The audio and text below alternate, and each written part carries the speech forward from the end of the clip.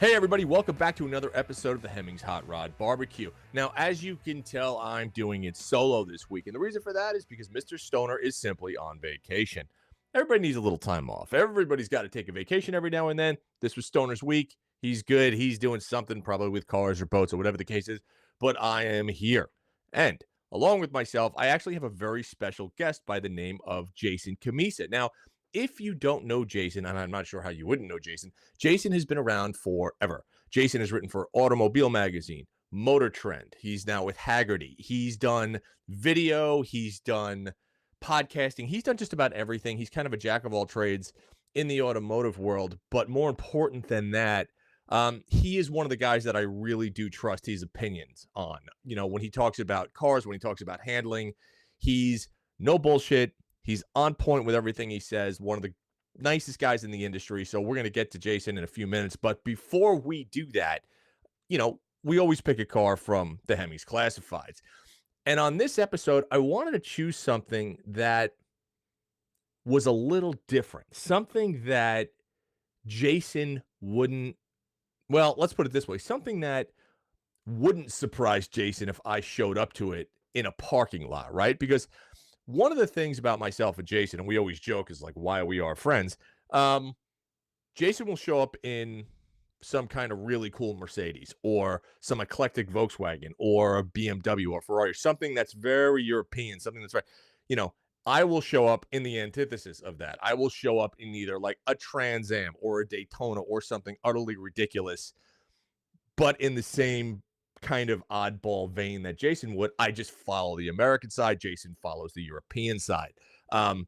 Either way, we have a great time every time we see each other today. I'm sure it will be no different. But for this episode, I have found, get this, a 1975 Chevrolet Boogie van. Now, this thing is just, I have wanted a Boogie van forever. I can't really explain why. It's just, when I was a kid, these things were all over the place, right? It was kind of the end of the Boogie van era, right? We're talking late 70s, early 80s. So when I saw this thing with the flames and the green paint and the little heart porthole window in the back, I could not bring this up, because if I did, in fact, pull into a parking lot with this, Jason, I guarantee, would look at this, then look at me and be like, this is so on point for something that Musto would do. It's a really cool thing. I wish there were more of them on the road. I wish that people would get back into vanning. I think that is something that is kind of a, you know, it had kind of its flash in the hobby, but I think there's a way to bring it back, and I've got to figure out a way to do that, because I want to see these things make a comeback. Now, granted, if you look at this picture right now, ooh, that's there's a lot going on here with that purple interior and whatnot. However, it does have, you know, a 325 horsepower V8. You know, it's got side pipes, it's rear wheel drive. Somebody went through a lot of trouble to make this into something amazing. And for me, this is something that I would jump on, and I would take it to the most hoity-toity car shows in the United States. I would absolutely roll this through Pebble Beach. I would take this to Amelia Island. I would take this to the Greenwich Concours and just be that guy, because there is something fun about showing up to an event with something that people don't expect, that they raise an eyebrow at, that they look at you and kind of ask those questions in their head, like, why is this guy coming up in this thing, or whatever the case is. This is the type of van where fathers would hide their daughters, where mothers would hide their daughter. Well, anyone with a daughter would just basically hide them and be like, you can't go near this thing. However, you know that deep down inside of you, everyone wants a little Boogie van in their lives. I am that guy. So with that being said, obviously it's the Hemmings Classifieds. Take a look in there. We've got 25 to 30,000 classifieds, largest classified section, both in print and online. Go in there, go to our auction, and find your perfect vehicle. So now we're going to take a short break. We'll be back in a few seconds with Mr. Jason Cammisa.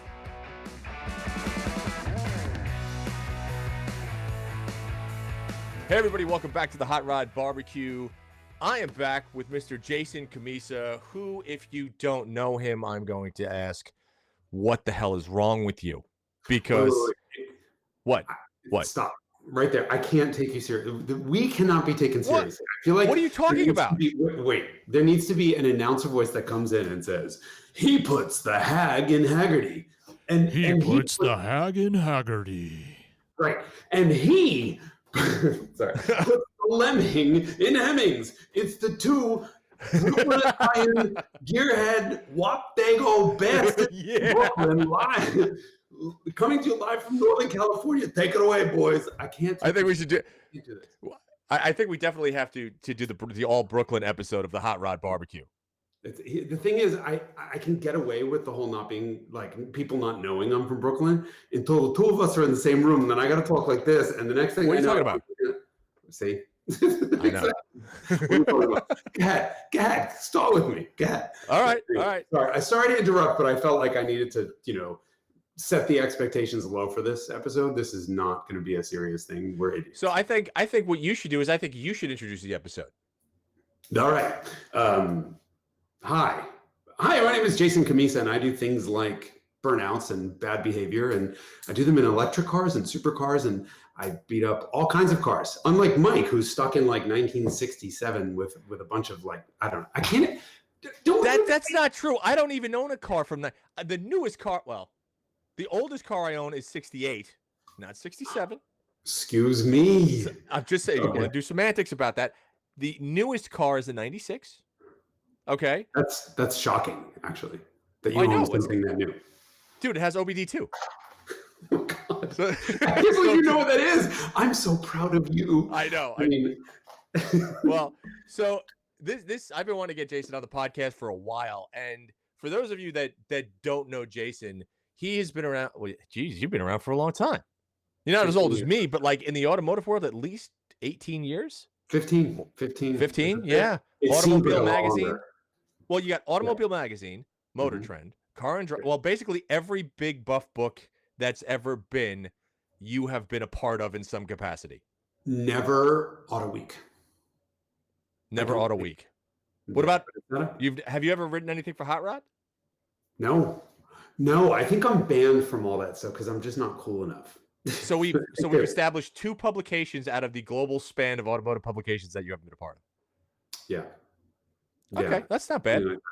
And here's the thing: fired from automobile, fired from road and track, fired from motor. I'm kidding. I was not. No, you weren't fired. You left on good terms with everyone. Yeah, actually, weirdly. I mean, like the weird thing is, right, so I'm with Haggerty now, meaning I put the Hag in Haggerty.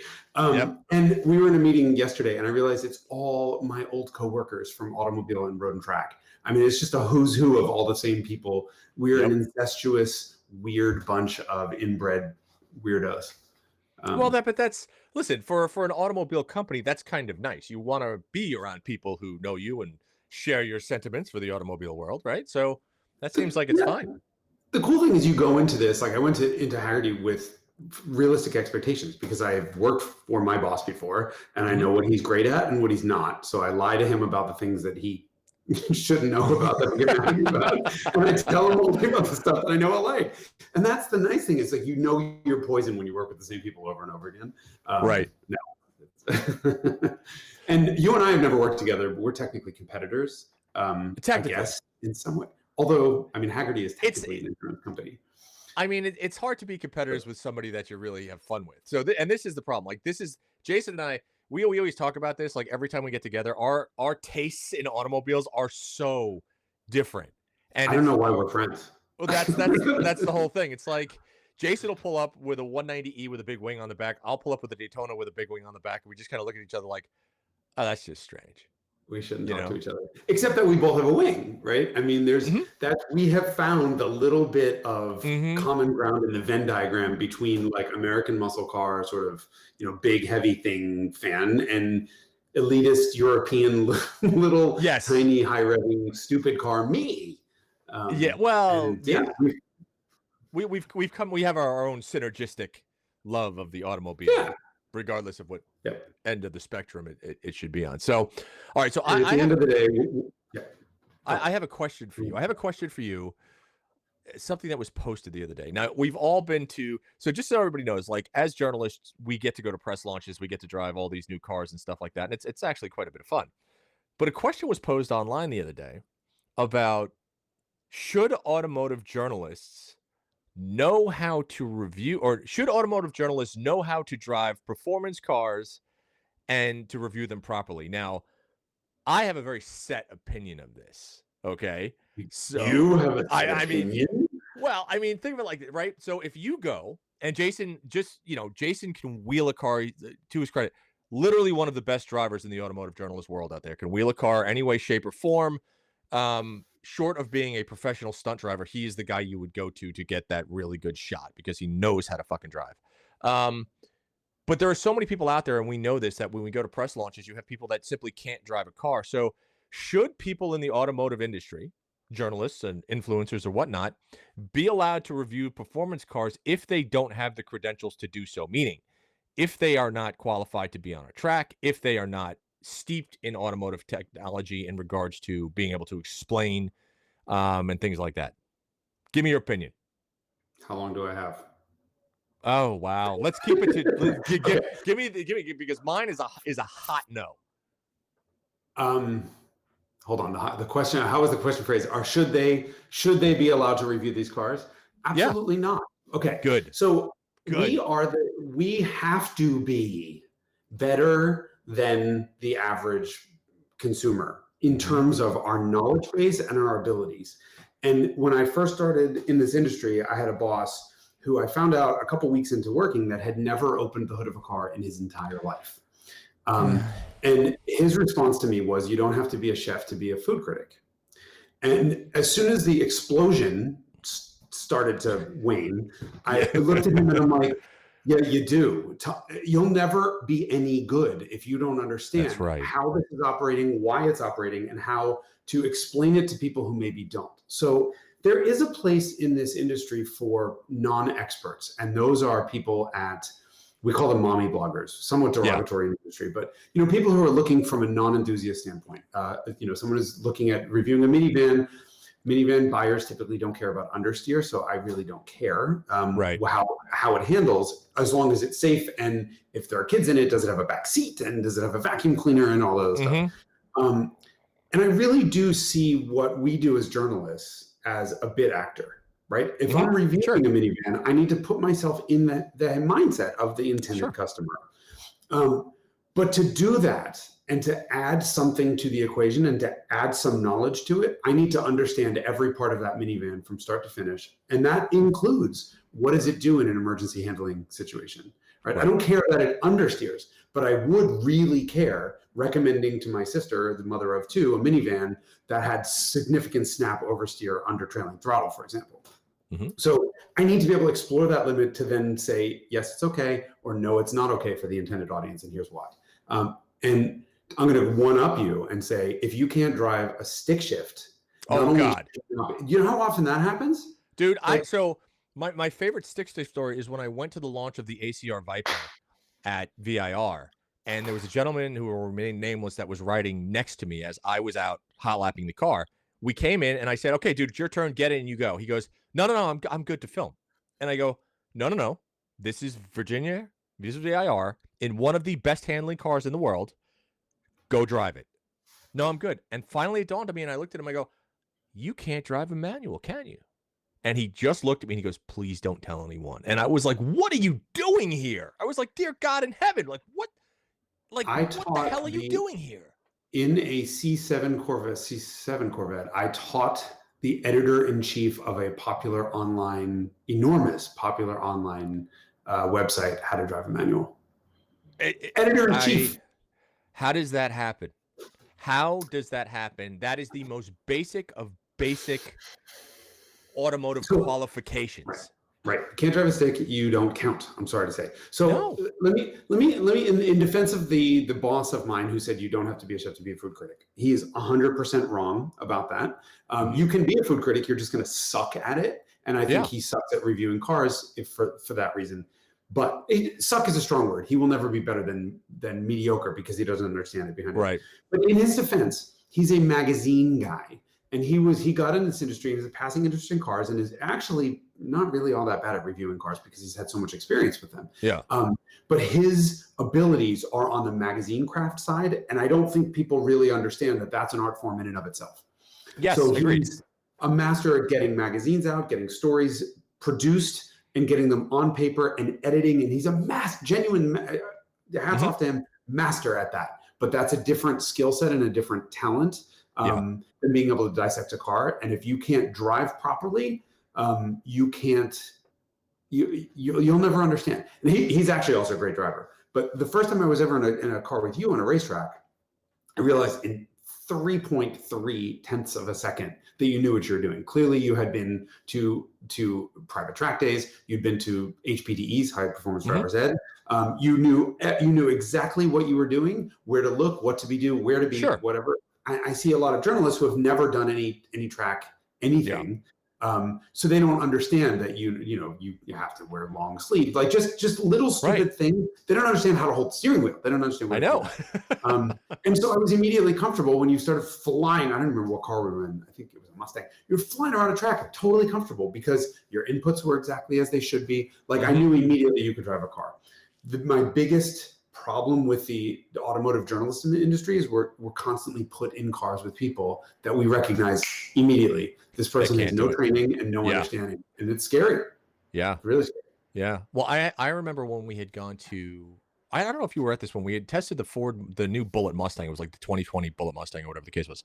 And I was paired up with a guy, and as you do in pre-COVID days, where you would pair up with another driver and you would go out and review these cars. And we were up in the Petaluma area, right? So Northern California, Petaluma, some great, fabulous back roads that you can rip on. And it was one of the first times that I looked at the guy and go, you need to pull over because you are terrifying me and you don't know what you're doing. And he goes, what are you talking about? I drive. You don't know what you're doing. Right. And people forget that, like, yes, what we get to do is a great thing and it's a lot of fun, but it's also a privilege, especially when somebody gives you their $75,000 car to go out and flog. Right. You better damn well know what you're doing. But this kind of, I want to segue into what you've been doing now on Instagram, which I think is one of my favorite things when you came up with the Cammisa verdict. And so for people that don't know, if you follow Jason's Instagram page, which is what's your Instagram handle? Just my name, at Jason Cammisa. Okay. So Jason started doing these Instagram reviews, and they are short, to the point, brutally honest. And it is literally everything you need to know about what that particular vehicle is in 500 words. And it is, I'm telling you, just read it, go to his page, link up, because they will be the best things you've read. I know I'm kind of gushing over this, but it is exactly what automotive journalists need to do and have been stripped away from doing because of either what their bosses tell them to do or what the industry tells them to do. And it's finally great that we've got a no holds barred, no bullshit reviewer that doesn't give a shit about people's feelings.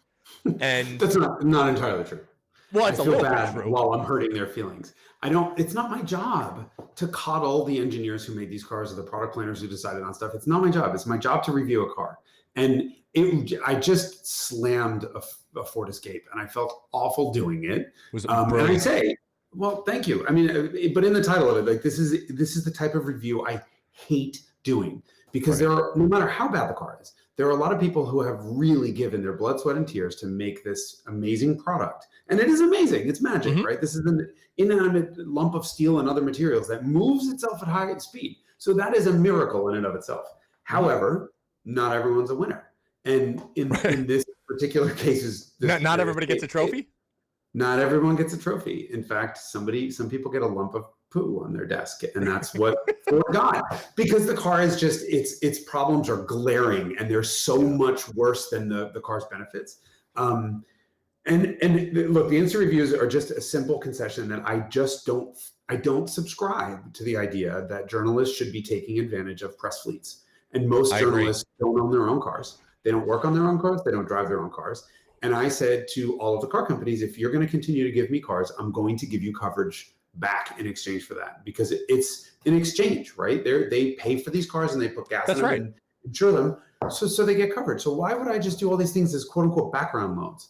And Instagram, to the credit of that exact same boss who I just crapped on a minute ago, who doesn't know anything about cars, he forced me to always be more and more brief with my stories, because I could write 40 pages on everything. And that actually is a skill set that he taught me. And Instagram's perfect because it's a 2,200 character limit. You said 500 words, but I usually hit the limit at 320, 330. Okay. And to Yep. be able to dissect an entire car that I would have otherwise spent 2,000-3,000 words talking about into 200 or 300 is a lot of work.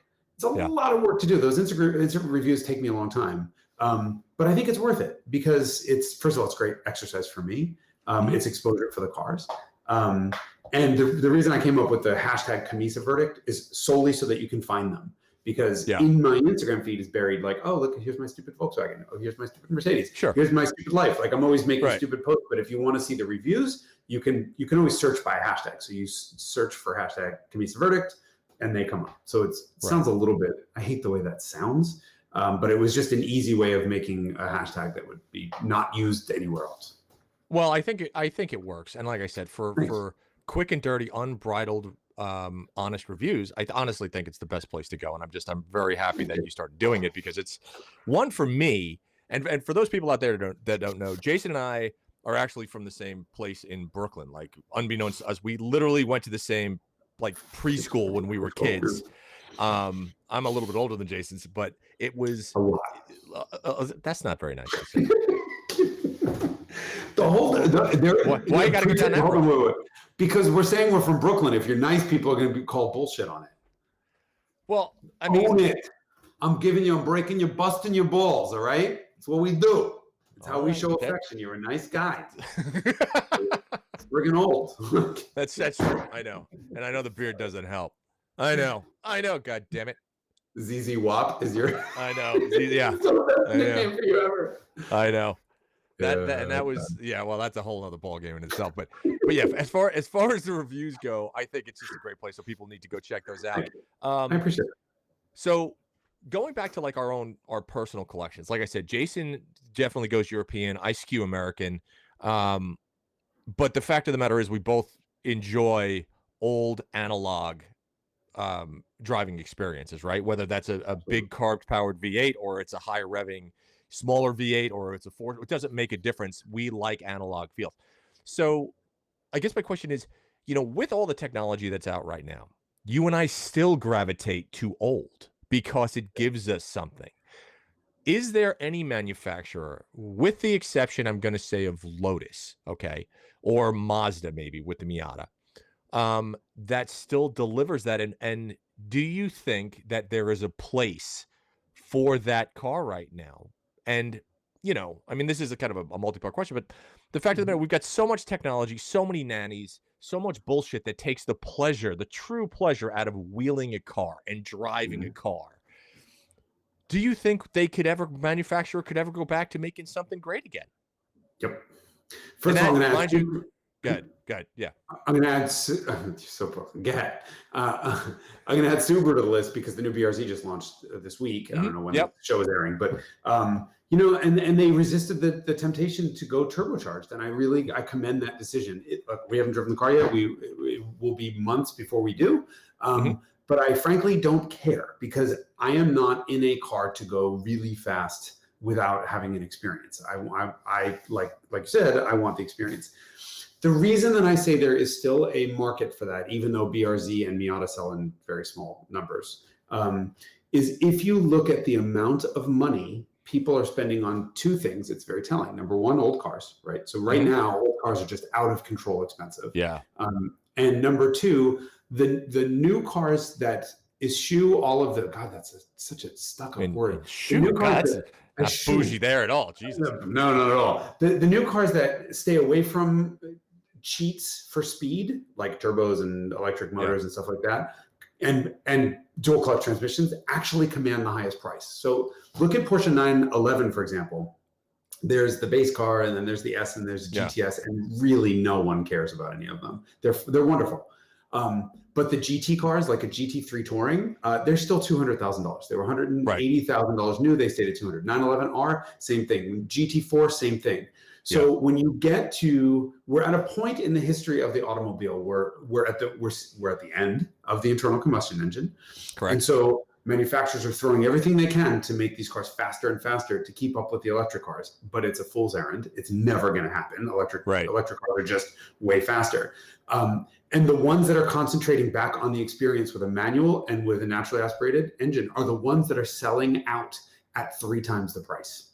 So if there's one car coming up that everyone seems the most excited about, it's the Gordon Murray T50. He's going to make 50 of these cars, 80, I don't even know what it is, a handful of these cars with a 12,000 RPM naturally aspirated V12 and a manual. And when asked, how quick it will be, he was like, I don't give Doesn't matter. It doesn't matter. And he's the guy who made the McLaren F1. And back in the day when they asked him how quick the F1 would be, well, I'm certain it'll be a very fast car, but I really don't give a fuck. So fart. I don't know. Brits don't say fart. But he really didn't give a hoot at all. I'm trying not to be Brooklyn here. You can say he didn't give a shit. That's fine. Okay. He didn't give a shit about I see how I censored that myself. The producer's oh God, he's rolling his eyes at me. Listen, anyway, he didn't care how fast the car is. He didn't give a crap about the 0 to 60 number or the top speed. It happened to be the fastest car in the world ever when it launched. Right. And he was like, oh, that's just a side effect of me making a really good supercar. Bravo, you're my hero, and he needs to be running all the other car companies. But look, that car sold out like this, and then Rimac can't sell their car. Automobili Pininfarina can't sell their car. And these are like electric hypercars that are orders of magnitude faster than anything Gordon Murray is going to be able to make with V12 in it. And guess what? No one gives. No one cares. So there is definitely a market for the experience. It's our job as journalists to make people understand that the numbers aren't what matters. It's the experience. And that's where we as an industry have failed our audience for the last 20 years. It's great to have a 0 to 60 time. I want to know 0 to 60 just the way I want to know MPG and horsepower. Sure. But it's one data point. And it can't be the tiebreaker. The tiebreaker is always the experience. And when you have people, to go back to your first question, who don't own cars, who don't know how to drive cars, who don't work on cars, who don't live and breathe cars, fast is a really simple, easy, low-hanging fruit that they can pluck and say, good review because it's fast. But they don't know what they're talking about because fast fades and fun lasts forever. And that's so at the end of the day, today's modern dual clutch, automated manual steer by wire, though that's my favorite stuff, will be completely the forgotten generation that all suck, that no one cares about. In the same way that the Malaise era was just a really bad time for cars. Yeah. And there will be fans. Right. And look, there's something really cool about a lot of them. But this will be the forgotten era of cars that just suck to drive because they're nowhere near as fast or efficient as electric vehicles. Right. And then they have none of the fizz and buzz and personality of the old stuff. And that's why we gravitate to old stuff right now. So on that, can you build and I could be wrong, I just don't know. Has anybody built an EV with a really good manual setup that can be enjoyed? No, and you're not going to. Is that because of the torque? The manuals just can't handle it, or what's the? And well, is that it? Can you do it? Because that's something as an enthusiast, I would love to do that. I would love to jump in a manually shifted electric vehicle to see what that's like. That just sounds like a hoot to me. Okay, I've done it, and I suspect once you do it, you won't want to do it again. And there are a couple of reasons. First of all, sound is such an important part of the experience when dealing with a manual. And that's you can drive a manual car without a tachometer, and it's not an issue at all because you hear and feel the vibration, the whole thing. Sure. That's non-existent with an electric motor. So you're now depending on a gauge to tell you the speed of the motor because you have no way of knowing whether that's stopped or at 100,000 RPM. There's no difference. And that's not one. And secondly, and far more importantly, though, I think we all need to sit and think about why multiple gear transmissions were invented in the first place. I have an upcoming episode about this. Manual transmissions, multiple gear transmissions, we'll just call them transmissions for short, were invented not because of the torque multiplication effect, right? People say that all the time. Well, if you had, it would be really slow and then it would be slow to accelerate and then wouldn't go fast. Yes, but that's secondary. Primary is that internal combustion engines, piston engines, especially, have a minimum speed below which they cannot operate. That's called idle speed. And you go below idle, the car isn't stable. It craps out, stall, right? And then a maximum speed above which it can operate. And that's just because of the reciprocating parts, right? Less so rotating is a problem, but that, getting a piston from 0 to 60 miles an hour and back in 3 inches puts hundreds of G's of force. I think it's thousands of G's of force on that, right? So, and that goes up at the square of engine speed. So there's just this limited range. Let's call it 500 to 5,000 RPM, just for math's sake, or 600 to 6,000. That's a 10 times spread, right? So from 600 RPM to 6,000 RPM is 10 times spread. Sure. If you had one gear ratio, that means that car could go from, let's say, 6 to 60 miles an hour, but it could never go slower than 6, and it could never go faster than 60. And at 59, it would be right at red line the whole time. And so you have the noise and the vibration and the fuel consumption of an engine screaming at its red line, not to mention that it's only going to last a short period of time before the blows up. Right. Electric motors don't have a minimum speed. They have a maximum speed that's not based on reciprocating parts, but only rotating. So really, you can get them to 100,000 RPM. I mean, typically they only rev to 10, 12, 15, 20. But no big deal to get them to 100 grand. And you have none of the acoustic and vibration things telling you. So there's no point. There's just no point. And the biggest benefit of an electric motor, and the reason why Teslas are so fast not even Teslas, a freaking Nissan Leaf is so fast in the real world, is it's because you're at the torque peak or the power peak most of the rev range. So internal engine combustion engine, the new BRZ, for example, I'm buried in the specs on this car right now, makes peak power at 7,000 RPM, right? Below 7,000, it's somewhere less than that. And above 7,000, until it hits the limiter, it's somewhere less than that, right? So it's one spot that it makes 228 horsepower. The rest of the time, most of the time you're driving less than half of that, right? So below half of that, so below 3,500 RPM, it's making less than 100 horsepower. Compare and contrast to an electric motor that's making peak power basically, this little asterisk, whatever, basically from 0 to 3/4 of its output. So that's where you drive normally. So you have, boom, full power available at any time without a shift needed, without an interruption, or they're just, you're never going to be faster than that with this stupid old thing with pistons that's moving around. But then will you be able to still generate that that real enthusiast connection with the vehicle? That's the thing. And so, like, we've driven every Teslas and everything else, and they're all, nobody can deny that they are ungodly fast, that a Model 3 handles ungodly well. They're wonderful, wonderful automobiles.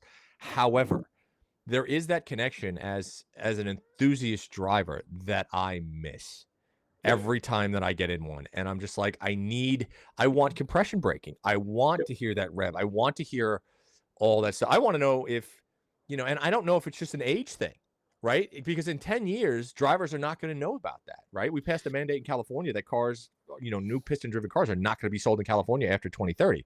So it's one of those things where I feel like you and I will be on the set of Demolition Man, right? With Sylvester Stallone. And you and I are going to be old Stallones that are like, I don't understand. Steering wheel pops out, the cars drive itself. I mean, if there was ever a foreshadowing automotive movie that nobody know about, Demolition Man is it, right? Okay, so here's where I'm going to disagree with you. I own an electric car. My quote-unquote daily driver is an e-Golf, Volkswagen e-Golf.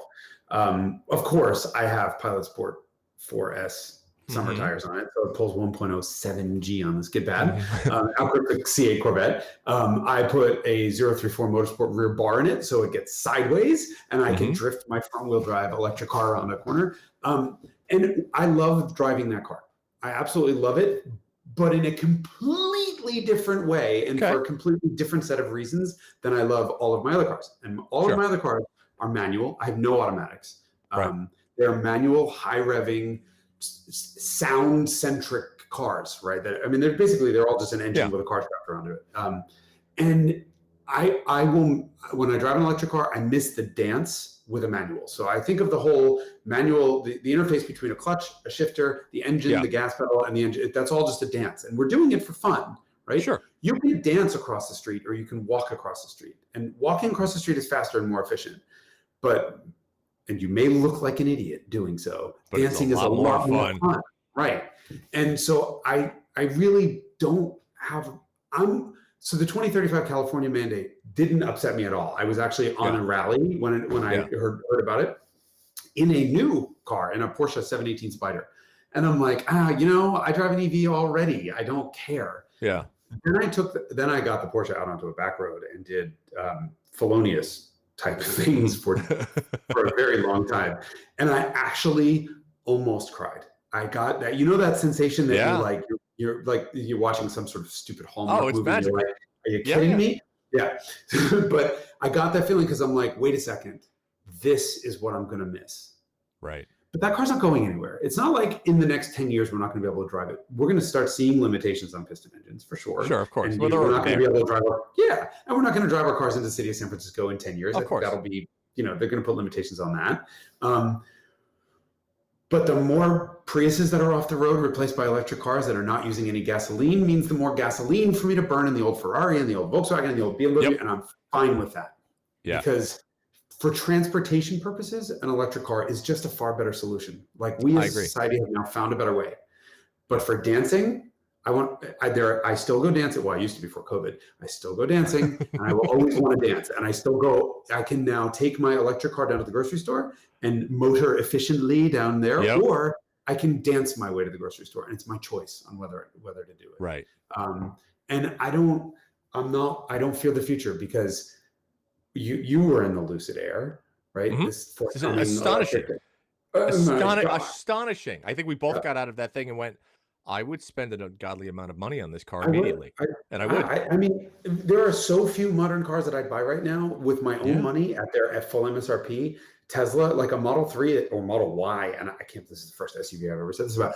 I would really do that. I would really do because it works really well for transportation. It's not a substitute for the old cars. But there comes a time and a place, and we all know it as an Uber, where you don't want to drive or you can't drive. Correct. And so you pick up your little phone and somebody pulls up and you walk in, you sit there and you give them a dirty look because they don't know how to drive and you have questionable music playing. And you sit in the back seat and you're like this with your phone. And that's coming for all of us in terms of electric self-driving cars. And that's a luxury. That's called having a chauffeur. I'm fine with that. There are times that I'm going to do that, and there are times that I'm going to be behind the wheel of my tire-smoking, old, screaming engine, polluting misery machine that the nerds in Silicon Valley will never understand. And them, I don't care. That's my take on it.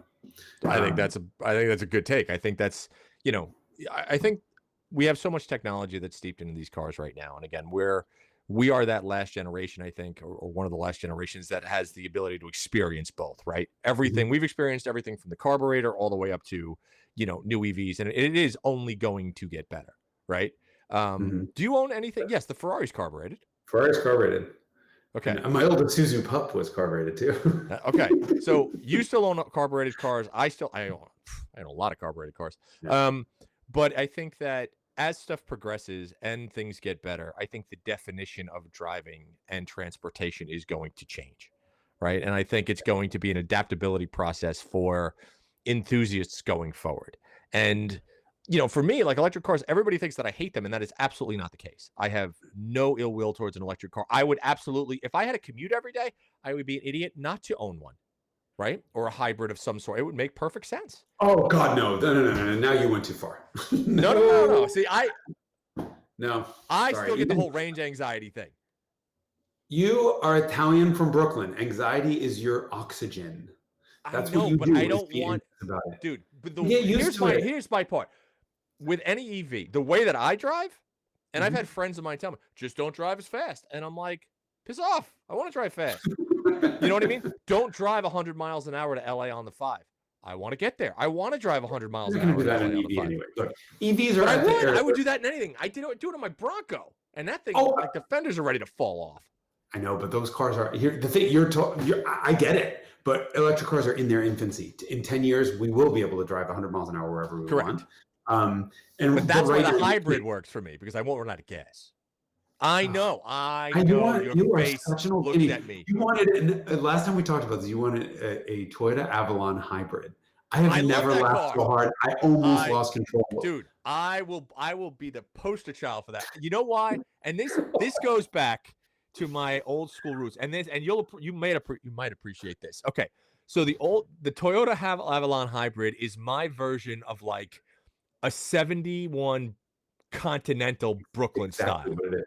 It's right? exactly what it It's is. you lay back, hand on the wheel, and you don't care about How any. you doing? Hey, Right? what's up, Tony? Salvatore, how you That's doing? it, right? But it's quiet, it's fast, it's economical. I'm not going to run out of gas because I get 500-mile range with the EV. So Oh like, my God. I know. I don't know if that's a good thing or a real. It's a good thing. Look, whatever you want to be excited about, I'm fine. By the way, in the background, I have to tell you guys, in the background, the producer is continually trying to get Mike to speak closer to the microphone, and he is patently ignoring him. I'm he's patently ignoring to him. the I microphone, can't, but which looks really Yeah. suggestive, but he's like, get up. He's like basically deep throating his microphone. Yes, exactly. So I'm trying not to laugh, but it's just this is the problem. So it's very difficult. Okay, especially when I'm talking to you, that I can't. So this is another problem, right? How can you? And Jason, really, you can't be Italian and not use your hands and not move around. It's like if you ever want to like silence an Italian, just tie their hands together, and it'll be. The line when I was a kid was, "If I cut your hands off, would you still be able to talk?" And the answer is no. No. You know what the bad part is? BMW of New Jersey BMW of America, sorry, is located in New Jersey, the home of Oh God, Italian Americans mm-hmm. and American Jews. Right? What do we as a group do? We all talk with our hands. So BMW comes out with gesture control that has an infrared sensor that watches you. They didn't consult Italians on this. How could look? I could understand if they were located in Texas or located in California, whatever, but they're in New Jersey. Yeah. How are these people looking at the car? Every time I'm in a car, I'm like, forget about it, and turns the radio off. And I do that. Like, I'm going to go get this one over there. And I'm talking with my hands, and the volume's up and down. Next thing, the car's going to swerve off the road. Like, this is a huge problem with modern technology, is they don't vet it with the guys from Brooklyn. No, what they need to do is all manufacturers need to follow stereotypes. Okay? Yeah, true. Because different stereotypes are true, as we all know. And I think that, like, if they would have just consulted one Italian individual from Brooklyn or Jersey, they would have solved the problem. They located in New Jersey. They got to have one on staff, right? I mean, surely one person has to crawl. Would the two of us escape Brooklyn and we're both in California? I know. One person had to make it across the Hudson River. I mean, it's really not far from Staten Island to New Jersey. Only takes one to do this. Be like, by the way, this ain't gonna work. I mean, dude, come on. Okay, so then, all right, since we're ragging on BMW, and I think they deserve the ragging, what do you think about how awful looking their new cars are? Because I can't. I see beaver, see two big buck teeth. I don't know the stop. I can't. Awful. And I am a BMW owner. I own a BMW. Yeah. You shouldn't tell anyone that, especially now. My reaction is, and I'm sorry, Ryan, you're gonna have to bleep this out. Get the fuck out of here with that thing. I mean, look, it's one thing to have a bold styling statement. In the case of like the new M3, M4 and that big grille, my biggest problem is the rest of the car is incredibly subtle and very boring looking. In fact, doesn't look like a BMW, looks exactly like a Mustang.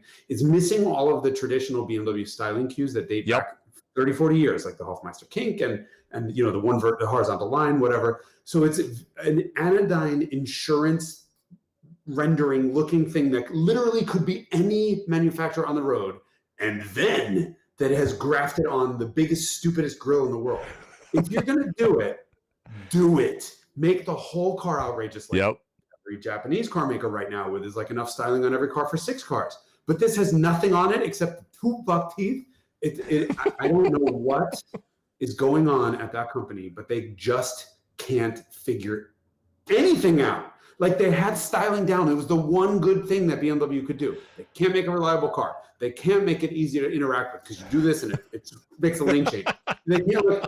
Every other part of it. An M3, a straight 6 engine, sounds like a garbage disposal. Do you know how much bad engineering has to go into a car to make a straight 6 sound bad? Like, they can't get anything right, and then they get the styling wrong. Like, all they had was styling. It was the only thing left. I don't know.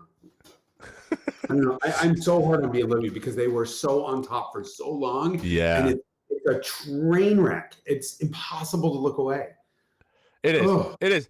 All right. So with that, we're coming up on time. So Jason, obviously, thank you for being on the barbecue. It's amazing. See, this is the problem also. Jason and I could talk for hours on hours just on it, kind of on anything. But where's everybody going to find you aside from Instagram? So Instagram, obviously for now, but in the background, in secret, I'm toiling in obscurity. I am working on filming a whole bunch of stuff. I've joined Haggerty. Hopefully, a lot of you guys have Haggerty insurance. Have been told specifically I'm not to try to pander car insurance, so I'm not going to. I'm going to say I've been a customer of Haggerty's for 15 years, and well, that should say something. But now I get to work for them, and I am making a whole bunch of videos. So starting January 2021. We are relaunching Haggerty's YouTube channel with a metric shit ton, I think is the correct technical term, of video content, of which I am making a lot. So I have 3 different shows. There'll be one every Thursday will be some sort of Jason content on Haggerty's YouTube channel, provided I survive long enough to produce it and don't have a heart attack in the meantime. You'll be able to find everything. So please go and subscribe. Don't forget to Haggerty's YouTube channel. And then come January, you're going to see some pretty amazing stuff. Good. That's what we're looking forward to. All right, buddy. Well, guys, thank you for tuning in. And Jason, I'll see you very shortly at a car show in the Bay Area. I have no doubt. No question. And that's it, guys. Appreciate this. Thanks, guys. It was See you fun. later.